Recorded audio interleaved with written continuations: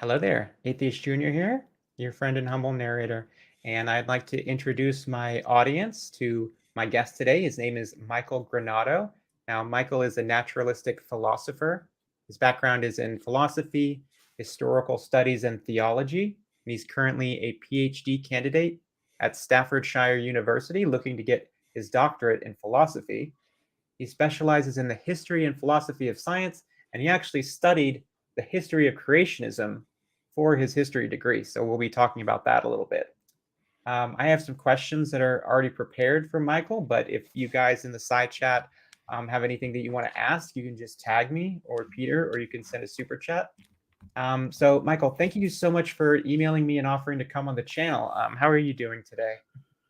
Oh, I'm doing great. Thank you, AJ, for having me. I really appreciate you taking time to have this conversation. Yeah, it's been a while since I've done an interview like this, so I'm happy to oblige. So why don't you just tell me a little bit about like your educational background and how you became interested in sort of the philosophy of religion and young Earth creationism? Yeah. So this goes a little bit bigger than my educational background. This also ties into my own personal history. I grew up a Christian and was actually for a while considering going into the ministry. Um, and it's through Christianity that I became interested first and foremost in philosophy. So my undergraduate degree, I have a BA in philosophy from Georgia Southern University, kind of general history of philosophy. I had to take classes in the different historical time periods. Um, my first master's is a master's of historical theology.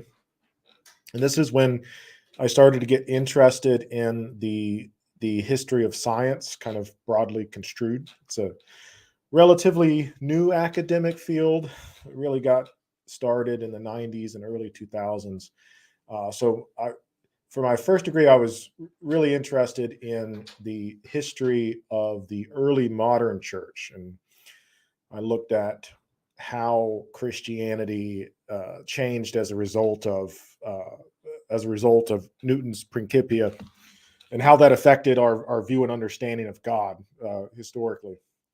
And my second degree is in history proper, is when I got more interested in the history of creationism. Mm-hmm. We were talking before this started. I grew up, born and raised in the American South, and creationism is kind of the uh, unreflective default of a lot of Southern Christians. It's just kind of assumed in the cultural ethos of Bible Belt Christianity. And by that time, I had lost my faith, but I was still interested in exploring, like, historically, why is that? So I spent some time looking at the reception of Darwinian thought in 19th and early 20th century America. Um, and then from there, I transitioned to what I'm doing now, which is more so the philosophy of science. Now, history and philosophy of science are really closely connected, but now I've shifted away from studying creationism to looking at the philosophy of time, specifically post Einstein. So. Oh, that's really interesting. Mhm. So you're can you elaborate on that? Like, what do you mean by the philosophy of time? Like relativity or Yeah, yeah. So it's I'm looking at it from a historical perspective, and uh, as with most of these academic things, the more detail I talk about, the more people tend to lose interest. So I'll try to keep it broad. But there was a debate throughout Europe after Einstein published his first paper on the electrodynamics of moving bodies, 1906. Could be wrong about that date. But specifically in France, there was a really popular philosopher named Henry Bergson who didn't like, I can't say he didn't like Einstein. He didn't like the implications of the theory of relativity.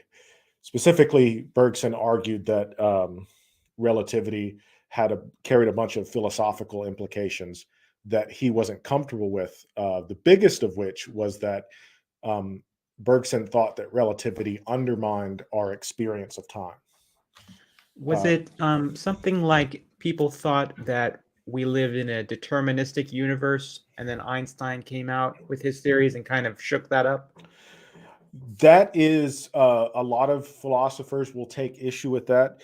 What Bergson took issue with is the fact that Einstein's depiction of time is so at odds with our experience of time. That makes So sense. we experience time via duration, right? I was born, I had a childhood, now I'm a middle-aged balding teacher. Like I experience time like on this continuous timeline, but when you look at physics, it seems like we live in a timeless universe. And for Bergson, that doesn't make a whole lot of sense. And I study another French philosopher named Gaston Bachelard, who tries to reconcile that by combining relativity theory with early psychoanalytic thought to talk about the psychology of time. Yeah, that is that's really interesting. It seems like you said that you could get into the weeds with that, with how esoteric some of that stuff is, and it could Mhm. get very confusing. Mhm. um, but so I have some college credit, but I don't have any degrees whatsoever. You have a very impressive resume, so I'm kind of honored that you found my content and interesting enough that you actually Mhm. wanted to reach out to me and have a discussion. So thank you for Mhm. that. um, No, I really like your. I came to your content because it was one of those things that I got through watching a YouTube. I listened to a ton more YouTube than I should while I'm grading and doing stuff. And your debate with Kent Hovind came on, and I was like, "Oh, this guy's pretty good." And so I checked out your channel and eventually decided to reach out to you. Yeah. that's awesome. I okay, I have to level with you. I find a lot of the philosophic discussions that I see on YouTube to be sort of, I guess the word would be either uninteresting or frustrating. That's because a lot of the time it seems like what people are talking about is so esoteric, and the Hmm. vocabulary is so above like what I'm used to using on a day-to-day basis. And so I have trouble understanding it. So Hmm. what I like to talk about in my videos or debates is I like talking more about like scientific evidence and science, where I can really sink my teeth into a topic and talk about like what are the things that we either know or that we have good reason to believe. Okay, like this is the best, this is the most likely theory, or the most likely explanation. Whereas I feel like with philosophy, it's a lot of talking about like the I forget what the field is called, but like talking about knowledge itself, or Yeah. how you can actually know something. And I feel like that type of discussion, it's like you're going so far backwards, and it's a discussion that you could never really end. Hmm. And I do get a little bit frustrated with that. So, what do you think of that? You're not the only one who gets frustrated with that. This is actually, I was hesitant to get into the philosophy of science proper because philosophy has a tendency, which you have rightly picked up on, um, and part of this. Well, let me be a good philosopher and make some disclaimers here, right? Uh, any any branch of knowledge that you get into, and that's what higher education is just you start off with a very general approach to a subject and you get more and more and more and more specific till Mhm. you're writing an entire book on just this one tiny little thing. And in order to do that, you got to have jargon. And every field has its jargon. I Mhm. think what people are most commonly familiar with is like medical jargon. You go to the doctor and you get a bill for X, Y, and Z, and it's all this stuff. You have no idea what they're talking about. Philosophy is no different. The thing though, I do want to say that I think you're right in pointing out is that philosophers, because of this, have an easier time hiding behind their jargon. Hmm. And that's what I don't like. Um, so if you go all the way back to Greek philosophy or even Chinese philosophy, Confucius, for example, was interested in putting things as clearly as possible. In fact, this is why Confucius didn't like metaphysics, because once you start talking about metaphysics, once you start talking about God stuff, it gets all convoluted, pie in the sky type stuff. And Confucius Hmm. thought that that just made people confused and focused on the wrong thing, and that what we should really be focused on is the here and now. Same with Plato. Plato said, Socrates says something very similar. I would like to think that that's what I try to do. Now, I could have a complete misconception of myself, but I do think philosophy ought to be practical, ought to be grounded. That's not to say that we can't have nuanced conversations about things, but there is a tendency, and I just had a conversation with a very highly regarded philosopher recently, and he was talking, and I was listening, and I thought to myself after about 30 minutes, like, I have no idea what this guy is saying. Yeah. Yeah. And I Well, should, right? yeah. Yeah. I know what you mean. Mhm. Well, I was watching one of your videos that you had linked, or one of the videos on your channel, where it was talking about Rene Descartes and some of Mhm. the things he said. And I like him. He's probably one of my favorite philosophers because I think that, he said, I think, therefore I am. And that's very simple. And it's something that you really can't get more practical and like here and now than that. It's such a simplified version of philosophy. I think you can expand out from Mhm. there a lot, but that's I think probably why he's one of the philosophers that I really like. Um, Mhm. so, Yeah. oh well, you can go ahead if you were going to say something. No, I was just going to say, if I'm teaching like a intro to philosophy class, that's usually why that video that I made is, if you haven't read it before, Descartes wrote it's like a small little pamphlet. It's not a book, called Meditations on First Philosophy, and it relates to the field of philosophy that you mentioned before, which is the study of knowledge. In philosophy, we call that epistemology.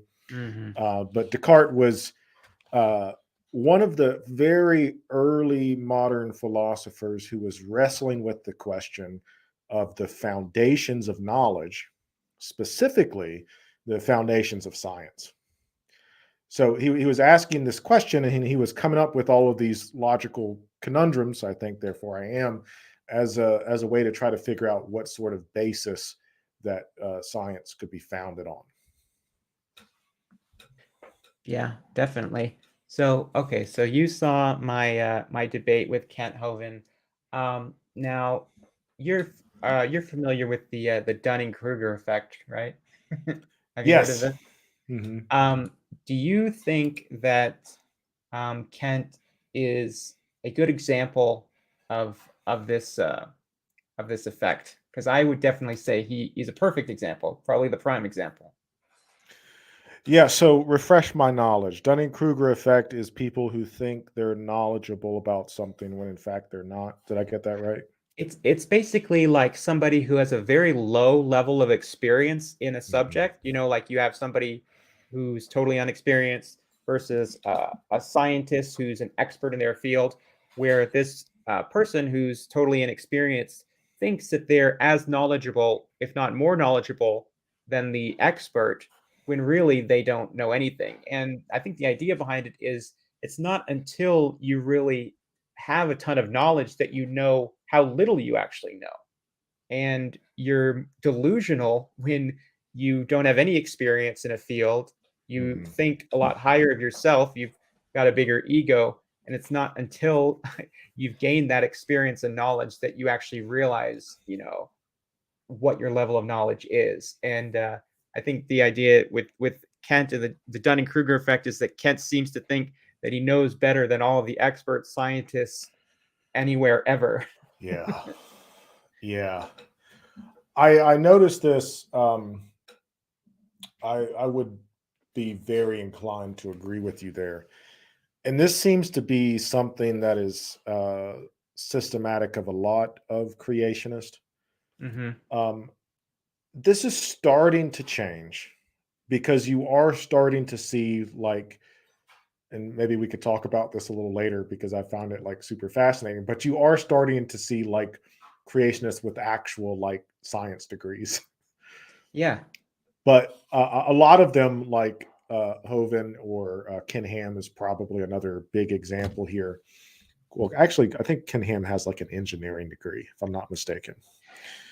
Um, do you? He taught something in Australia. I forget Mhm. what, but he doesn't. I don't think he has any like really big scientific qualifications. I know there are people at Answers in Genesis who do, but Right. I don't think it's Ken Ham. Yeah. So, s- speaking to your point, um, and this happens a lot, not just with creationists. I mean, this happens with, uh, I think we're seeing it now with conversations that we're having as a public around vaccine slash mask mandates. This happens with uh, political conversations about climate science and what to do about climate change. Basically, anytime you have a established field of science and lay people, for lack of a better word, trying to comment on it, there's going to be something that's lost in that exchange because Mhm. you're attempting to speak on something that is immensely complex. And I'm not saying that, you have to have a background in a certain area to be able to talk about it. But if you don't have a background in a certain area and you have reached a different conclusion than the people that do, that's probably problematic, right? Most Yeah. likely you are in the wrong there. Yeah. Okay. I'm going to read out. We have a super chat. It's from Vandalia 1998. It says, "Has Kent ever changed his script in any debate he's been in, or not tried to talk about cosmology or geology, two things that aren't in evolution?" And judging from the fact that I did a video just yesterday where it wasn't, I was watching one of Kent's videos, and it wasn't a debate, but it was him talking about carbon dating. Mhm. And I went through his slides, and all of these slides, the sources either don't say what he's saying or he's completely misrepresenting the slides. And these have been pointed out to him many times before, but he just keeps using these same outdated sources. Mhm. Um, and one of the reasons that when you're trying to have a debate with Kent about evolution, which is like biological evolution, we're talking about animals, population genetics, populations of animals changing over time due to mutations, and these are animals that exist on Earth. They already exist. Okay, so we're not talking about the Big Bang, and we're not talking about the formation of like the Grand Canyon or anything like that. But the reason that I think Kent wants to conflate these other fields in with evolution is because his theology starts at the creation of the universe. Mhm. So if he wants to have creationism versus evolution, he needs to have evolution start at the beginning of the universe too, for it to be a level playing field in his eyes. So he forces in these other, like, six steps of evolution, starting with the Big Bang and formation of planets and all that. So I think that would be why. But thank you, Vandalia, for the super chat. It's a good point. Um, it's interesting to me, and this really stood out to me as I was listening to your debate. Um, he wants to, and this is kind of building off of what you were saying here. It's um, he has this assumption that science operates in a similar way to religion, right? And in religion, like you were explaining, religion makes cosmological claims, but all of those cosmological claims are kind of held together in a singular worldview, because all of those claims basically at the end of the day go back to God and God's creation. And this goes back to the what you were talking about with the Dunning-Kruger effect. So when he comes into evolution, he's assuming that evolutionary science is attempting to do something similar.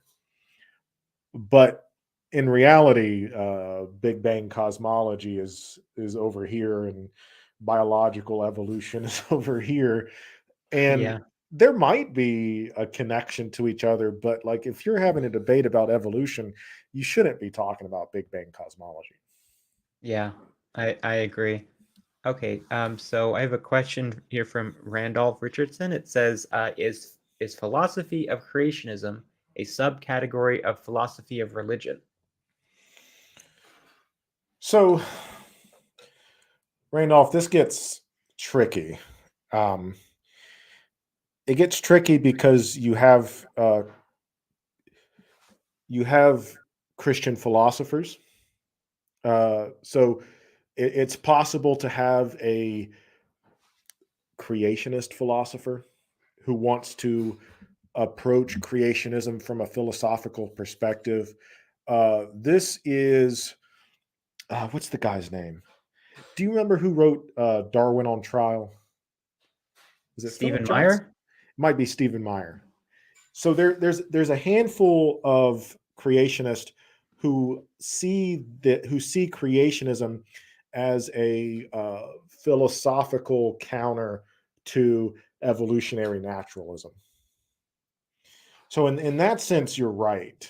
But if you go to a state university and you take a philosophy class, you might study creationism, but it's Darwin on Trial. Philip Johnson. Okay. Yeah, Thank you you. were right. Yeah. Thank you, Darth. I won't say the last name. So yeah, it can be if you have like a religious philosopher, then they can certainly present it as a philosophical system, but most philosophers would not take that approach. Yeah. Stephen Meyer, he wrote Darwin's Doubt. That's what I was thinking of. Yes. I think those two are pretty close in the same general camp. Yeah. So I want to talk a little bit more about the debate that me and Kent had, but real quick, I'm curious. So you're currently trying to get your PhD, and I'm sure that you'll do great, but I wish you the best of luck with that. Thank So you. when you see somebody like Kent Hovind who claims that he has 4 PhDs already and that he calls himself doctor, does that make you feel angry? Do you just think it's funny, or do you not care? Like, what is that like? uh, it's well, I mean, it doesn't affect me personally. Yeah. Me personally, whatever. Mm-hmm. This is something that you have to be careful about, though. And I say this because if you're somebody, and this gets back to what we were talking about before, if you don't have knowledge in a particular field and you want to learn something about a particular field, your best course of action is to seek out experts in that field. Mm-hmm. So if I don't know anything about the American Civil War and I want to pick up a history book and I Google American Civil War and I find an author and it says Dr. So-and-so, right? My first thing is the doctor. It's got to know this stuff, right? And so it's not a little, it's a lot. It's very disingenuous. And it's deceptive. And I would probably even go so far as to say it's deceitful, intentionally deceitful, Right. right? Honorary degrees are one thing. Mm-hmm.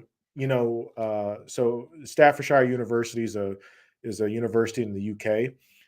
They have issued degrees to people who have written a book. So there are some people that may not have a degree in an area that will do work in the area that might merit a degree, right? If that makes, I don't Mm-hmm. know if that makes sense, but like AJ, if you were to write if you were to spend the next like 10 years and write a book on this American Civil War and publish it, that's worthy of a doctorate. If it's like well researched and cited and all that other good stuff. To my knowledge, that's not what Kent did. So that's what, it doesn't affect me personally, but Right. it is I think it's intentionally deceitful. Yeah, well, like one of the things he says in response to this, because he's always, of course, people are always bringing up the fact that he's not a doctor, but he continues to title all of his videos as Dr. Kent Hovind, and he'll say like, "Oh, well, you can just call me Bubba, or call me Hey You, or call me Mr. Hovind." And I did a video with Emma Thorne, and one of the things that we talked about in that video was that it's not the problem of us calling you doctor or calling you mister, because the atheist community was never going to call Kent doctor. It's that you call yourself Dr. Kent. You continue to call yourself Dr. Hovind. And that, like you said, it's deceitful and is misleading because it makes people who don't know any better think that you're more qualified than you actually are. Yes. You know? Yes. And it's if somebody, especially if somebody doesn't know who you are, it gives people it could give them a false sense of like, give you a false sense of authority and give them a false sense of security that you know what you're talking about. Mm-hmm. Well, he certainly speaks with authority, you know? Yeah. Even if what he's saying is total crap that's been debunked a bunch of times. I feel like for me personally, because I'm sort of known as somebody who is, I don't know, like an expert on Kent Hovind, or who's done a lot of research about Kent, and I have a lot of people who ask me, is Kent just lying whenever he does his videos? Is he always lying, or does he know that this stuff isn't true? And he's just lying anyway, or does he think it's true? And I like to split it into sort of two categories, where there's one group of things that Kent says when it comes to his claims about the age of the earth, young earth creationism, all of his religious claims.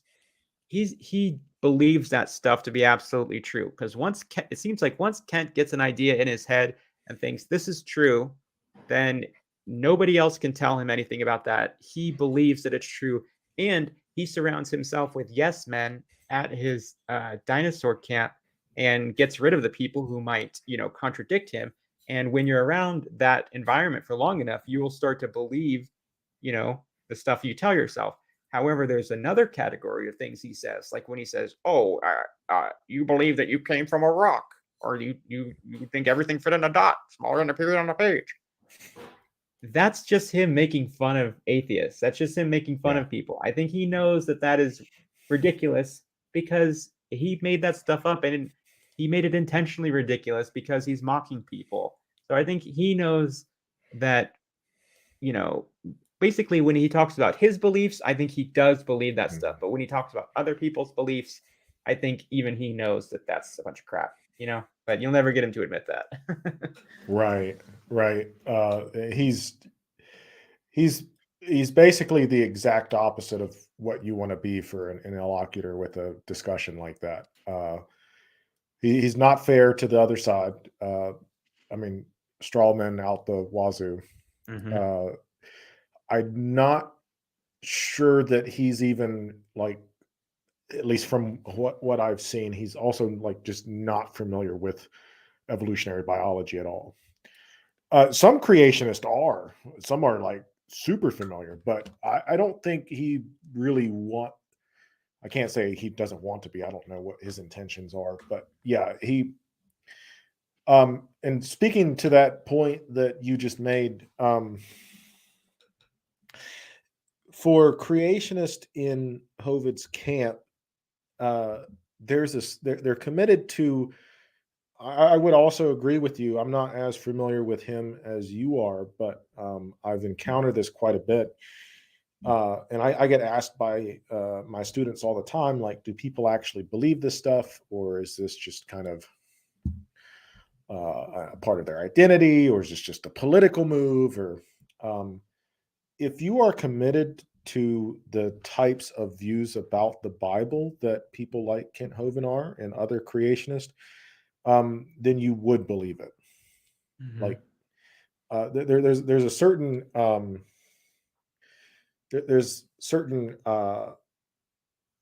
some ideas logically follow there. If you believe, and most evangelical Protestants, I can't say all, but a lot of evangelical Protestant denominations, I'm not sure what his particular background is. I'm assuming he's evangelical. Yeah, he says that he's a Southern Baptist. Southern Baptist, yeah. Hmm. Okay. Southern Baptist, basically any denomination that has its historical origins and roots in the American South is going to be very conservative, and most of them hold to a position in theology, what we would call biblical inerrancy, which is Hmm. the belief that the Bible is the Word of God. It's not a translation, it's not an interpretation, it's not even really a historical document. It's the Word of God. Well, another camp that Kent belongs to, him and along with him and Gail Ripplinger, is something that's called KJV onlyism, or King James Mm-hmm. Version only. And what he says is that God preserved his word in the King James Version, even though it's in a pretty modern version of the Bible. Yeah, yeah. Um, he will actually say that you can use the English text to check or correct the Greek or Hebrew, which doesn't make any sense to me. No. And that seems totally backwards. That's fundamentally ahistorical. Yeah. Hmm. Uh it it, it it's almost like impossible to respond to because of how ahistorical it is. Yeah. Obviously, the Bible's original text is in ancient Hebrew and in ancient Greek. So to say that a translation, which came about 1600 years after the original text, that you can use that to correct original source like manuscripts, that's, yeah, I don't even know where to begin with that. Yeah. Okay. It's this question says, speaking of, I think it's asking me, it says, speaking of religion and philosophy, have you seen the videos of Anti-Citizen X about this topic? Amazing stuff. No, I don't think I've seen that channel, but I will look into that. So thank you for the recommendation. I'm always looking for new channels to watch. Are you familiar with a Christian? He's written a lot of books named James White. James White. That sounds very familiar. Is he the guy that debates Mormons? I know he's done some debates. I'm not sure if he debates Mormons, but he's written some books against King James KJV onlyism, and he Kent did a video a while ago that was part of his seminar series. Like he has his seminars, and like seminar 7 is like a bunch of different Q&A videos.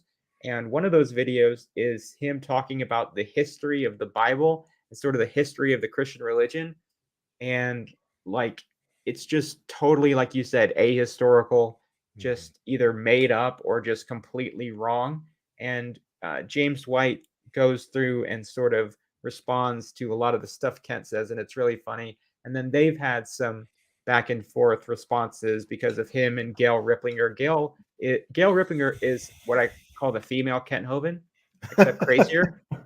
I have to do a video on her sometimes because I don't like to say that someone's a nutcase, but she's crazy. She's Hmm. uh yeah, it's very interesting. Uh, Another thing I was going to say about that, um, the reason why, I mean, listen, I study and teach religion on a regular basis. There are a lot of crazy ideas out there. Um, what's concerning about the King James Bible only is it starts to border on, there is a tendency, especially in Christianity. What worries me is there's a tendency to try to separate Christianity from its historical roots in an attempt to whitewash it, Mm-hmm. to separate it from its Jewishness, and to separate it from the fact that it was written by brown people, right? Mm-hmm. And I'm not saying that Kent Hovind specifically is doing that. I don't know, but this is a similar move that was taken by German theologians in the earlier 20th century who said, well, it was written by Jewish people, but Jesus was actually Aryan. Mm-hmm. It's a similar type of whitewashing that's taken place. And so even if you're a Christian, this should be concerning. Red flag should be going off there. Right. Well, it's like the painting of the Last Supper. They all have European Yeah. features, Yeah. and there's some historical inaccuracies there. And of course, you have like the names of the four Gospels are very like European, like normal white sounding names versus what would more likely be uh, people who spoke Aramaic, lived in the desert of the Iraqi floodplain, and were probably dark skinned. Yeah. But that's uncomfortable for, I think, a lot of American Christians. They have their image of Jesus from, the famous paintings like Da Vinci painted. And, it's hard to get that image out of people's heads. Yeah. And the other aspect that I think the King James only controversy speaks to is and not all evangelical denominations are like this, but there is, in a lot of cases, an undercurrent of anti-intellectualism that takes place, even with respect to the Bible. And so by cutting the Bible off from its historical sources, you're telling people, yeah, you don't need to go learn all of these other languages. You don't need to learn the historical context. You don't need to learn how to read it in its original Greek and Hebrew. And again, I can't accuse Hovind himself of that. I don't know, but I can speak from personal experience. When I was in the church and I was interested in learning more about the Bible, I was actually discouraged from reading like history books about the Bible. And it was like, all you have to do is read the Bible itself. Like, you don't need to learn about Roman culture. You don't need to know about like ancient Mesopotamian culture. You don't need to understand Babylonian religion in order to understand what the Bible. Which, as a historian now, it's like, oh, that makes my skin crawl, right? Of course you do. But yeah, it's a sort of anti-intellectualism there as well. Definitely. So when you watched the debate, what can you remember, or were there any exchanges that sort of jumped out to you, or that you can remember? Because there was a lot of fun moments in that debate. I think there were some exchanges that I was really sort of proud of or happy with afterwards when I rewatched it. Sometimes when I felt like I really stumped him. So, Yeah. was there anything that jumped out to you, or that you remember? There are. So I watched it about a week and a half ago. But what I do remember, what got me interested in you, I can say, first and foremost, and I know that you had said that this was this like your first actual like debate. Yeah. Yeah. You were extremely well prepared. Thank you. Yeah, your opening statement, very good. What I there was a move that you did, and I really appreciate this. There was a point in which you called him out on his hypocrisy, and that was, and you'll have to fill me in on the details here, but so his argument is essentially that evolution should not be taught in public schools, um, largely because he doesn't, as an American citizen, he doesn't want his taxpayer money going to support this religion, to use his words, that he doesn't agree Mhm. with being pushed upon kids. And you called him out on his not wanting to pay taxes, or trying to get out of paying taxes, Yeah. uh, which I thought, debate wise, I mean, touche. Like you really brought it to him. That was yeah, hats off there. Yeah, that was definitely my favorite sort of moment of the debate. And I went in the debate expecting to have that exchange happen. And because the topic was, should evolution be taught in the public school curriculum? And, going in, Kent, I knew that he was going to say this, that he doesn't want, oh, I don't want to have to pay my tax dollars to go my taxes go to pay for the public schools, and they're teaching evolution theory, which I disagree with, in the public school curriculum. So Mhm. I'm against that. And so what I asked him was, because Dinosaur Adventureland is registered as a 501c3 nonprofit organization, which means, and I actually looked up the tax records to make sure of this, but that they don't have to pay any property taxes. And so Kent himself has said that those are the taxes that go to fund the schools. You have a school district, and all of the um, property taxes from that area go to the schools in that school district. That's why, when you have really rich areas of town, you have nice schools there and they Mhm. stay nice. And when you have really low income areas, the schools tend to stay low income. So it's some people would say that there's a problem with the way we have this set up in America, but that's the way it works. Yeah. And I brought that up to Kent. It was right when the open discussion started. I asked him about that, and it Mhm. was just like dead silence from Kent, Yeah. which really made me laugh when I went back and listened to it. Mhm. And the way that I like the way that I presented that, because a lot of people, they like to sort of poke jabs at Kent and say, oh, well, you went to jail for tax fraud or structuring. Kent has admitted that he didn't pay income taxes for 20 years, but I wasn't talking about any of that. I didn't bring up any of his criminal history. All I Yeah. was talking about was, currently, Dinosaur Adventureland doesn't pay the property taxes. Mhm. So he can't even call that an ad hominem. So Kent Right. really had no choice but to admit that I was right. And that's funny, because later on in the debate, he says, oh, well, you can believe that if you want, but I don't want to pay for it. And I just told him, I was like, well, you don't. I feel like he's so used to saying that, he just said it anyway. And yeah, that Yeah. was definitely one of my favorite parts of the debate for sure.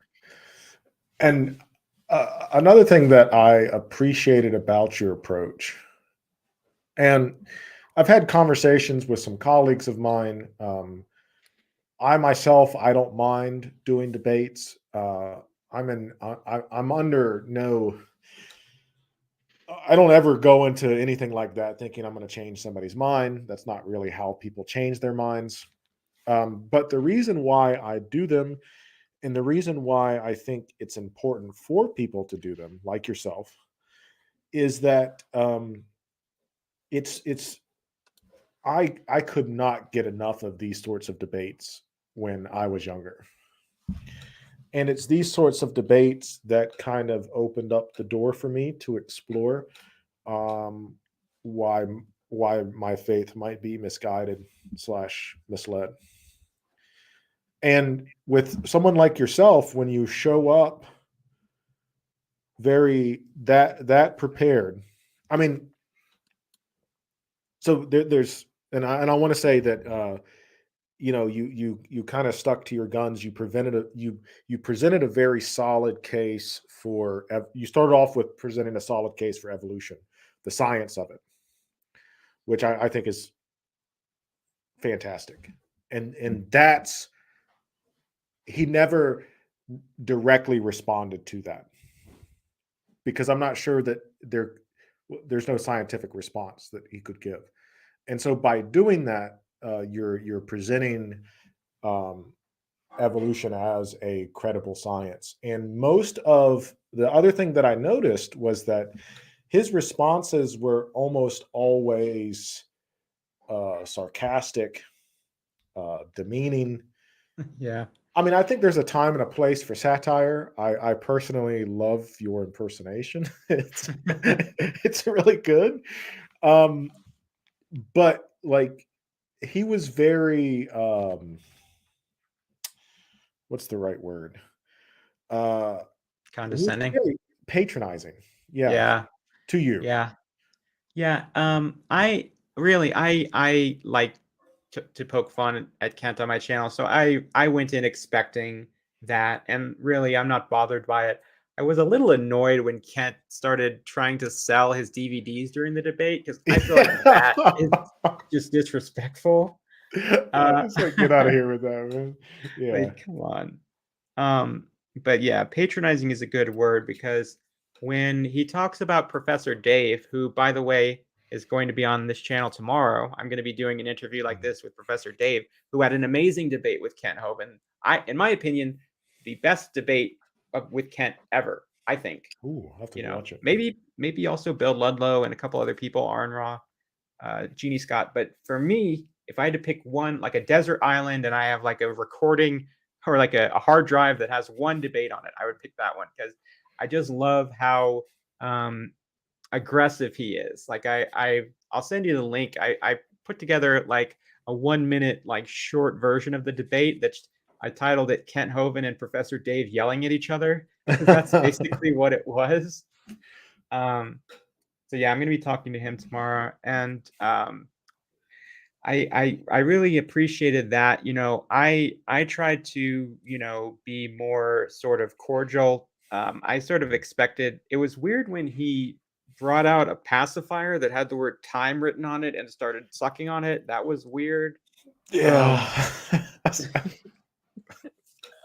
but Yeah. oh man, And I think there's a time and a place for humor, and some people do humor better than others. But his presentation came off as demeaning slash patronizing. And when I was a Christian, and if I were to see something like that, like I would not view him in a favorable light.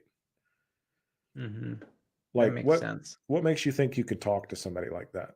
Like that's against basic Christian ethics. Well, Do unto others.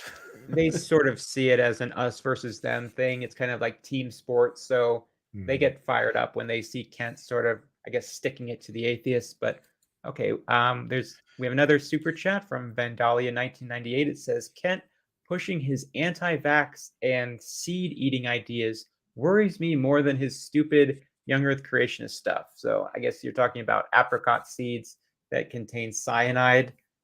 Yes, Kent has gotten in hot water with YouTube recently for not wanting to wear masks, telling people that vaccines are not good, but vaccines are a good thing.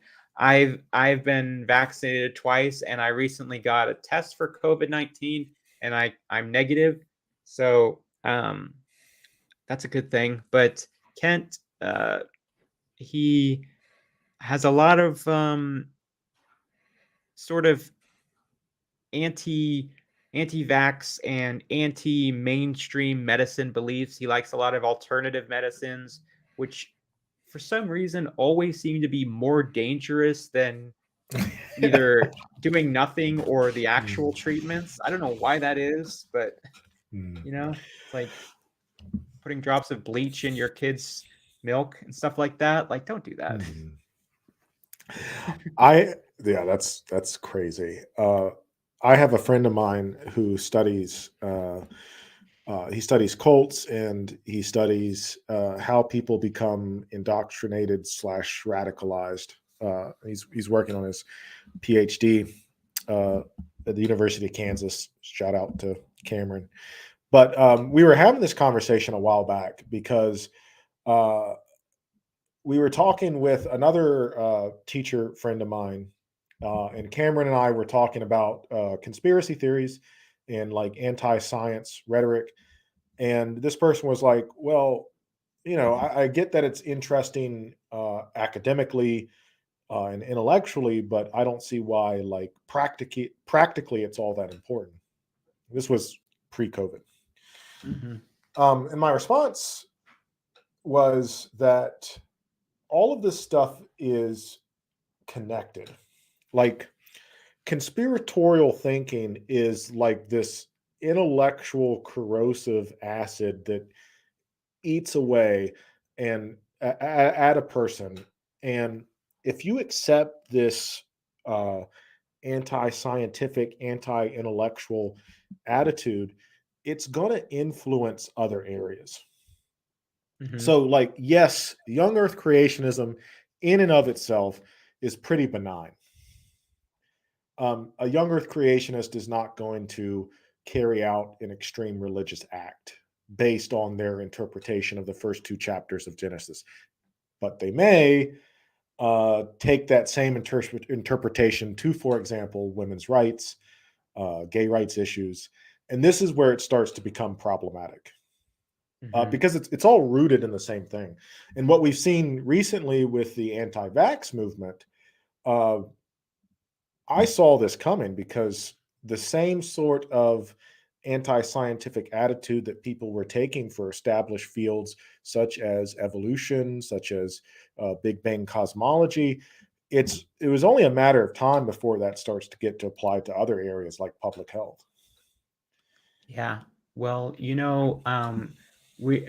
were talking about a second ago about the apricot seed thing. Well, one of the things that Kent says is that in Genesis it says that God told them to eat the plants, vegetables, and seeds, and that's the verse that he cites when he tells people that they should basically eat cyanide because God told Adam and Eve to eat seeds, so every seed must be totally safe to eat.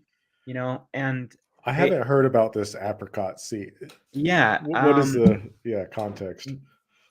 well, first, for whatever reason, there's apricot seeds, and there's uh I think there's some other types of seeds that are popular for this reason, but for whatever reason, these alternative medicine types have got it in their head that um, you can eat apricot seeds and it will help cure your cancer. Now, Oh, there's no truth to it. And yeah, peach seeds, even apple seeds contain cyanide. And one of the uh, one of the reasons that you would think, maybe this seed tastes so bad because I'm not supposed to eat it. It's like maybe nature is telling you something. mm, But I feel bad because it when people have a terminal disease, they get desperate and then they see this type yeah. of rhetoric online and they're willing to try it. Well, it's like, well, what do I have to lose? And there's people who basically it doesn't do anything for them except make the time that they have left more miserable because you Mm, know cyanide poisoning, even in small doses, can be very unpleasant because it makes it hard to breathe and it has all types of side effects. And I don't know where this sort of idea came from, but yeah, it's just um, Kent's son Eric he has his own ministry, and he actually got a cease and desist from the FDA because he was selling these apricot seeds from his website, creationtoday.org, and they were saying that it was a cure for cancer on there. And oh, he's still selling them, but he had to change the language on his site to where he couldn't call it a cure anymore. oh man, But he's still selling them, which is very scummy. that's taking advantage of people at their most desperate moments. Hmm. It doesn't get much more scummy than that. Well, Kent also gave some to a dog, so there's that. Oh, and dogs. It was a Chihuahua, and so dogs have a lot lower tolerance for this type of thing because of their small body mass, of course. So Mhm. yeah. Anyway, on that bright note, Micheal, where where can people find you on YouTube, and are you on any other social media sites where people can see your stuff? Just on YouTube. I have my YouTube channel. I do interviews slash discussions with academics and fellow YouTubers. And I also have some course content related stuff if you want to learn about like World War II or something like that, or ancient Greek philosophy. I have those lectures up there as well. Awesome, because you have some teaching experience as well, right? Yeah, I've been an educator for the past decade. Mhm. That's awesome. Well, thank you so much for emailing me and offering to come on the channel. I really enjoyed the discussion we had, and maybe we can do it again sometime. I thought it was really interesting to just talking about the philosophy of all this stuff, and um, you know, I think these topics are really interesting, and I could probably talk for another hour on them. But I think we're at the hour mark, so probably end it here. Sounds good. Yeah, anytime, anytime. I really enjoyed this, AJ, and I really appreciate you having me on. Yep. Okay, well, to everybody in the live chat, thank you guys so much for coming, and thank you to Vandalia for the super chats. So, and his channel, I'll have it linked in the description, and it's linked in the chat. It's just Micheal Granado is the name of the channel too. So yeah, I will see you guys in the next video, and thank you guys so much for watching. Thank you.